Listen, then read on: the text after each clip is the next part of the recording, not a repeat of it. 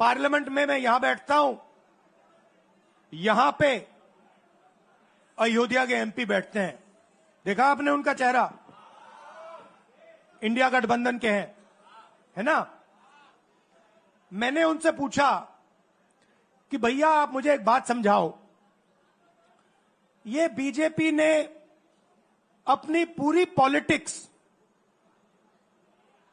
अयोध्या की पॉलिटिक्स थी। चुनाव के पहले इन्होंने राम मंदिर का इनॉग्रेशन किया, राम भगवान को पॉलिटिसाइज करने की कोशिश की, मीडिया में फैला दिया। मैंने उनसे पूछा भैया एक बात बताओ, यह हुआ क्या कि उन्होंने राम मंदिर का इनॉग्रेशन किया और इंडिया गठबंधन अयोध्या में चुनाव जीत गया? यह हुआ क्या? और मुझे जवाब उन्होंने दिया, मैं ये जवाब आपको देना चाहता हूं।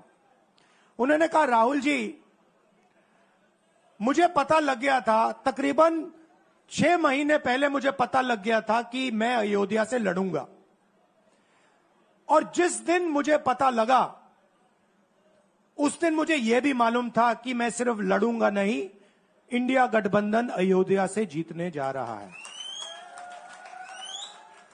मैंने कहा कि आपको कैसे मालूम? पूरी देश में, मीडिया में, सब जगह राम मंदिर का इनॉग्रेशन हुआ, तो आपको कैसे मालूम?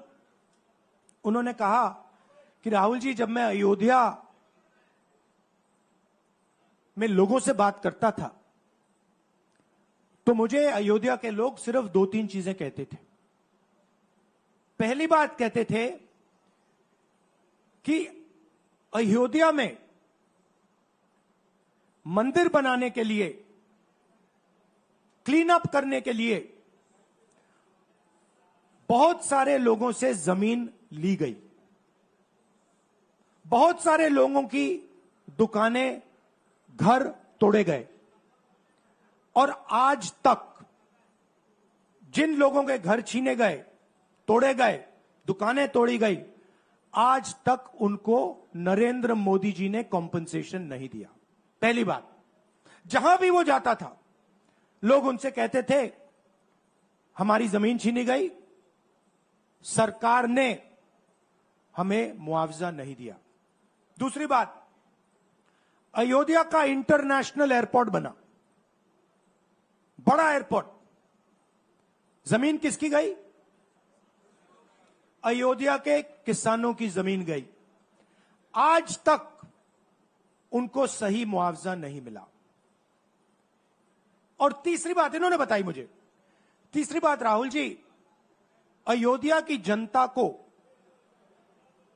बहुत गुस्सा आया जब उन्होंने देखा कि राम मंदिर के इनॉग्रेशन में अयोध्या का एक भी व्यक्ति नहीं था।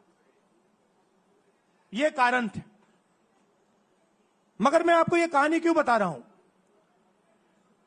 क्योंकि जो मूवमेंट अडवाणी जी ने चालू की थी, उस मूवमेंट को, जिसका सेंटर अयोध्या था, उस मूवमेंट को इंडिया गठबंधन ने अयोध्या में हरा दिया है।